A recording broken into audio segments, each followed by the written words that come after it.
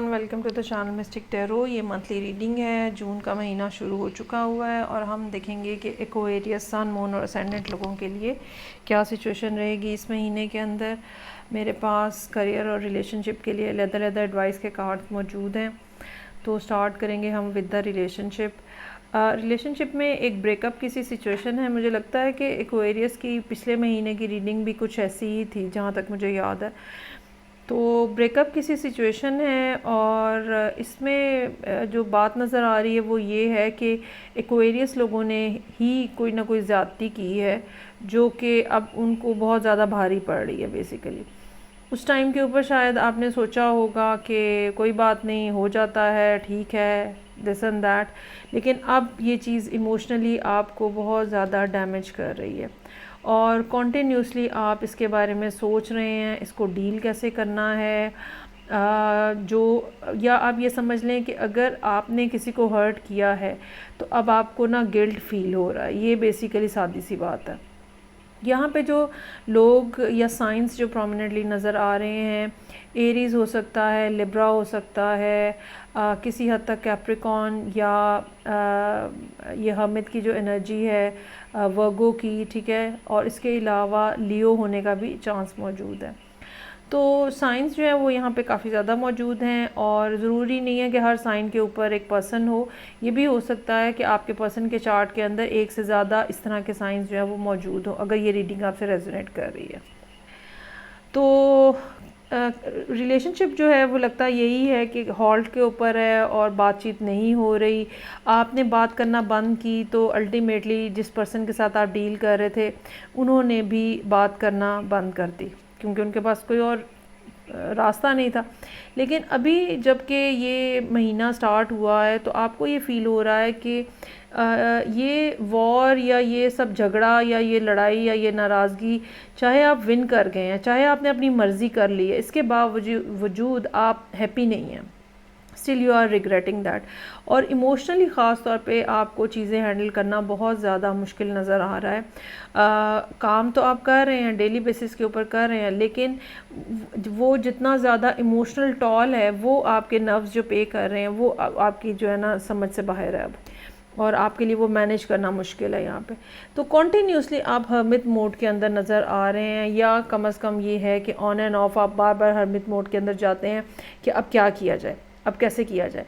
ये दो कार्ड्स यहाँ पे ये भी हमें बताते हैं कि कुछ मामलात खौफ के हो सकते हैं, यानी कि फ़ियर है आपके अंदर, कुछ ईगो के मामलात हो सकते हैं जो कि अगेन फ़ियर क्रिएट करते हैं, जिसकी वजह से सिचुएशन जो है वो रिज़ॉल्व नहीं हो पा रही। लेकिन अब जबकि ये जून स्टार्ट हो गया है, जून के एंड तक जाते जाते या 15 जून के बाद इस बात का चांस मौजूद है कि आप जो है वो कोई कम्युनिकेशन जो है वो इनिशिएट करें। ये बात वाइस वर्सा भी हो सकती है, लेकिन मुझे ये लगता है कि चूँकि हमिद मोड के अंदर आप हैं और उसमें से आप बाहर आ रहे हैं तो चांसेस आर देयर कि आप ही कोई ना कोई बातचीत स्टार्ट करें। और उसकी एक रीज़न ये भी है कि चाहे आपको लगा कि आप कामयाब हो गए हैं और आपको ये लगा कि ये एक बिल्कुल सतही किस्म का, सुपरफिशियल किस्म का रिलेशनशिप था और आप जब मर्ज़ी उसको ख़त्म कर लें, लेकिन हुआ ये कि ये पर्सन जो है ये बिल्कुल इसने आपके अंदर, दिल के अंदर जगह बना ली हुई है और you are not able to get rid of this person. तो इस वजह से ये जो पर्सन है ये मुसलसल आपको याद आ रहा है और आपके पास कोई सोल्यूशन नहीं है सिवाय इसके कि आप उनसे दोबारा रिकनेक्ट हो। यहाँ पे एस ऑफ पेंटिकल्स मौजूद है, सन का कार्ड मौजूद है, 9 ऑफ कप्स मौजूद है। ये तीन कार्ड हमें ये बता रहे हैं कि आपकी डिज़ायर क्या है। आपकी डिज़ायर जो है वो एक रिलेशनशिप है जो कि फुल ऑफ हैप्पीनेस और लाफ्टर है और इसी पर्सन के साथ आप रिलेशनशिप बनाना चाह रहे हैं और आप ये रिलेशनशिप सॉलिड ग्राउंड्स के ऊपर बनाना चाह रहे हैं। जबकि जजमेंट का कार्ड हमें यूनिवर्स की इंटरवेंशन बता रहा है और अब यूनिवर्स की इंटरवेंशन दो तरह से हो सकती है। एक तो ये कि चूँकि आप पहले डाउटफुल थे कि भाई इस पर्सन की क्या वैल्यू है आपकी लाइफ के अंदर, सो एक सेपरेशन क्रिएट की गई ताकि एक सोल जर्नी जो है वो हो सके, ताकि आप अंदाज़ा लगा सकें कि असल में आप क्या करना चाहते हैं। ठीक है, एक आप बेसिकली यहाँ हमिद मोड जो है वो बेसिकली सेल्फ डिस्कवरी की बात कर रहा है। एडवाइस का कार्ड यहाँ पे क्वेस्ट का कार्ड है। ठीक है, आप खुशी का आपके नज़दीक क्या मतलब है? बाज़ दफ़ा क्या होता है कि हम समझते हैं कि खुशी जो है वो एक तरह की है, ठीक है, किसी एक चीज़ को हम खुशी कंसिडर करते हैं, मसलन घर बड़ा हो, गाड़ी हो, अच्छे अच्छे कपड़े हों, सब ये हो वो, कुछ लोगों को लगता है कि ये खुशी है। लेकिन समटाइम्स क्या होता है कि आपकी अंडरस्टैंडिंग जो है अपनी डिज़ायर के बारे में गलत होती है। तो आप यहाँ पे सेल्फ डिस्कवरी मोड के अंदर हैं हर्मिट के कार्ड के साथ, और आप एक क्वेस्ट के ऊपर हैं, हैप्पीनेस की क्वेस्ट के ऊपर, मैं कैसे मैक्सिमम खुश हो सकता हूँ या हो सकती हूँ। तो इस सारी जो सेल्फ डिस्कवरी है और इस सब जो क्वेस्ट आप कर रहे हैं, ढूंढने की कोशिश कर रहे हैं, फाइंड आउट करने की कोशिश कर रहे हैं, उसमें आपको पता ये चला है कि बहरहाल यही पर्सन जो है वो आपके लिए सोर्स ऑफ हैप्पीनेस है, ठीक है, और यही पर्सन जो है वो आपकी विश फुलफिलमेंट है, यही डिज़ायर है। So now you are trying to figure out कि कैसे आप इनके साथ कांटेक्ट कर सकते हैं। सो मुझे ये लगता है कि ये कांटेक्ट इस महीने होगा, और कोई 10 से 15 जून या उसके आसपास जाके होता हुआ नज़र आ रहा है, क्योंकि चीज़ें आपके लिए हैंडल करना बहुत मुश्किल हुआ है। अच्छा जी, अब हम आ जाते हैं और देखते हैं कि करियर के पॉइंट ऑफ व्यू से क्या सिचुएशन है। यकीनन करियर के हवाले से मामलात जो हैं वो काफ़ी अच्छे नज़र आ रहे हैं। इसमें मेरे पास 2 कार्ड्स हैं, एक तो जो एडवाइस का कार्ड है, मैन होल्डिंग अ कॉइन, और एम्परर।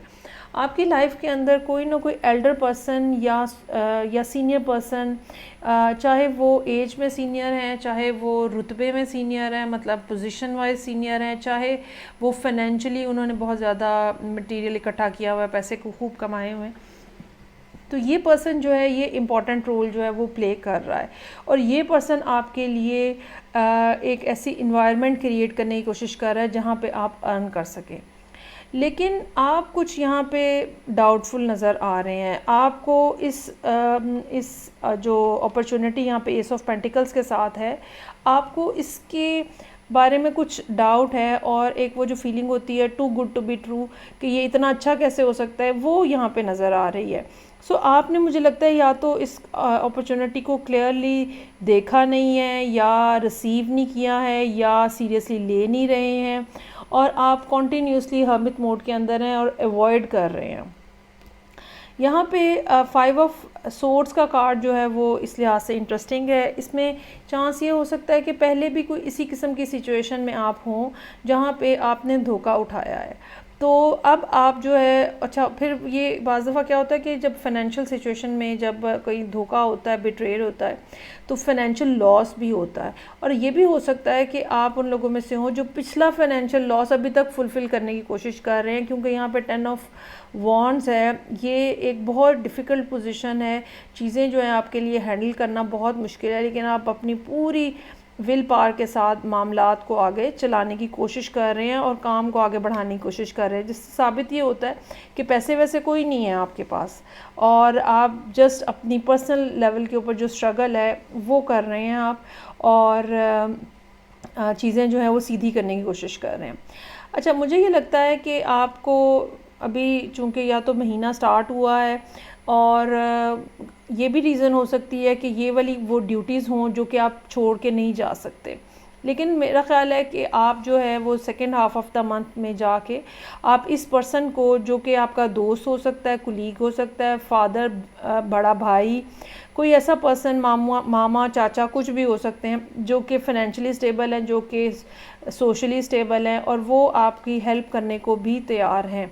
सो अगर अभी तक ऐसा कुछ नहीं हुआ तो हो जाएगा, और अगर ऐसा हो गया है तो अपने डाउट्स को एक साइड पे रखें, और ये ऑफ़र जो है ये आपको एक्सेप्ट कर लेनी चाहिए। जजमेंट का कार्ड हमें यूनिवर्स की तरफ से एक चीज़ आपको प्रेजेंट की जा रही है, उस तरफ इशारा कर रहा है, और आप अपनी लाइफ के अंदर जो भी चीज़ें गेन करना चाहते हैं, अर्न करना चाहते हैं, वो भी इसी पाथ से आप जो है वो 9 ऑफ कप्स के साथ गेन कर सकते हैं और अर्न कर सकते हैं।